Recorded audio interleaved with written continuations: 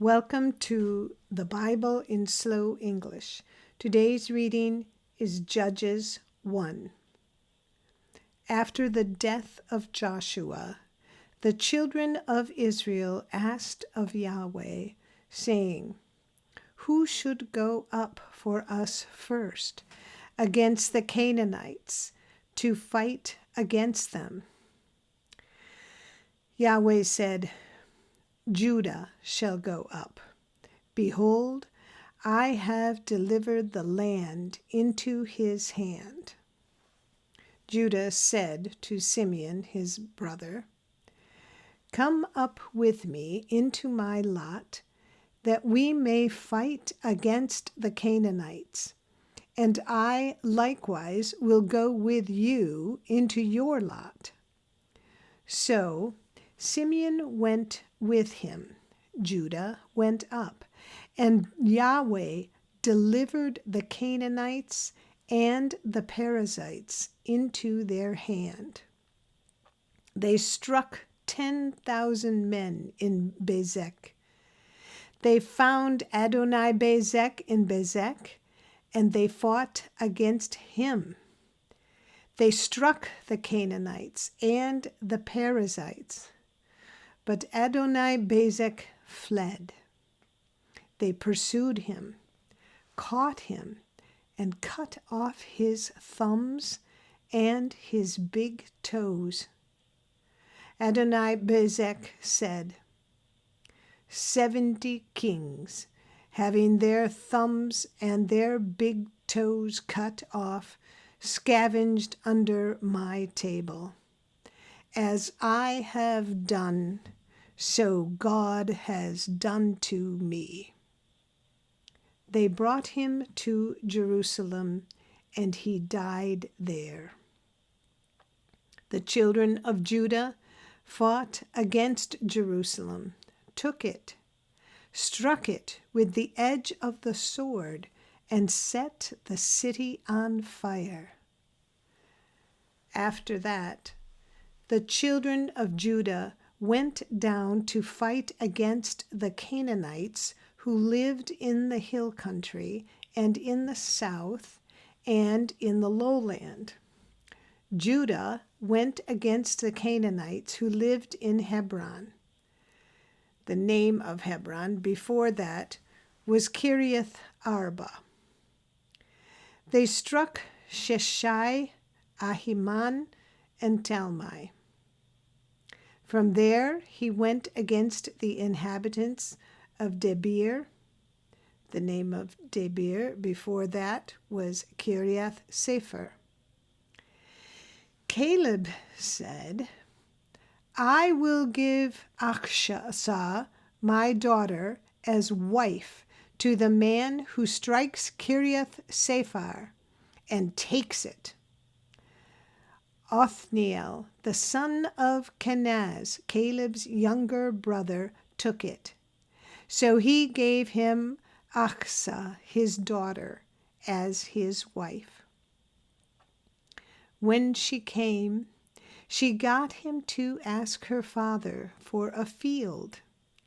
She got off her donkey, and Caleb said to her, "What would you like?" She said to him, "Give me a blessing, because you have set me in the land of the south. Give me also springs of water." Then Caleb gave her the upper springs and the lower springs. The children of the Kenite, Moses' brother-in-law, went up out of the city of palm trees with the children of Judah into the wilderness of Judah, which is in the south of Arad, and they went and lived with the people. Judah went with Simeon his brother, and they struck the Canaanites who inhabited Zephath and utterly destroyed it. The name of the city was called Hormah. Also, Judah took Gaza, with its border, and Ashkelon with its border, and Ekron with its border.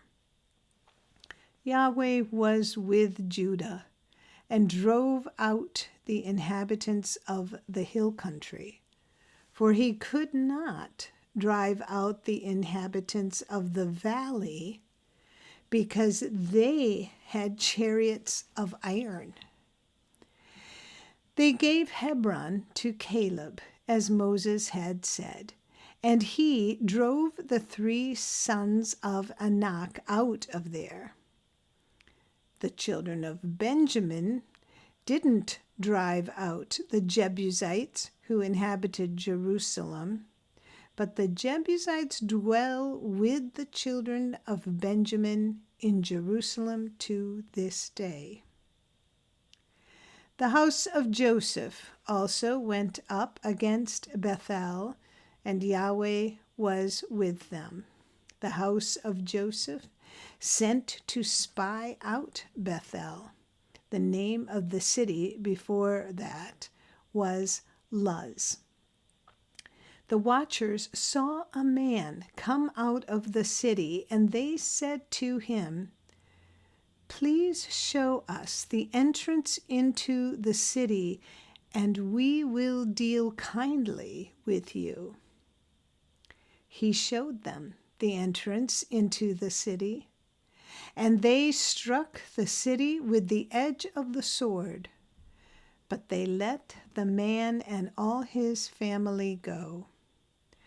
The man went into the land of the Hittites, built a city, and called its name Luz, which is its name to this day.